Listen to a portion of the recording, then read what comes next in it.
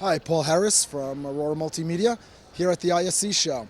So what's exciting to talk about today is the NETGEAR M4500 series switch. Now I'm not here talking just about NETGEAR, I'm talking about our product inside the NETGEAR, which is our Reax control system engine that we released. That's the open architecture control system engine that will run on any platform, Linux, Android, Windows, and will deliver full control system automation, but this time it's being served up from a network switch and will propagate and control anything on the network utilizing standard JavaScript or HTML5. We also have tools for those people who don't want to write in those languages, which is drag and drop and WYSIWYGs. Very easy to use if you ever use any other control system, and will load right into there through standard FTP, and it will serve up web pages to your browser on any computer or to your mobile phone.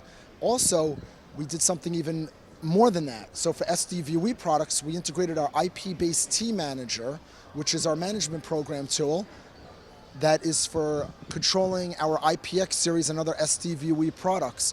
So it will serve it up from there and have full enterprise class control. Allow you to do macros, alerts, statistics, and a lot more. So for more information, you could find it out on www.auroramm.com. Thank you.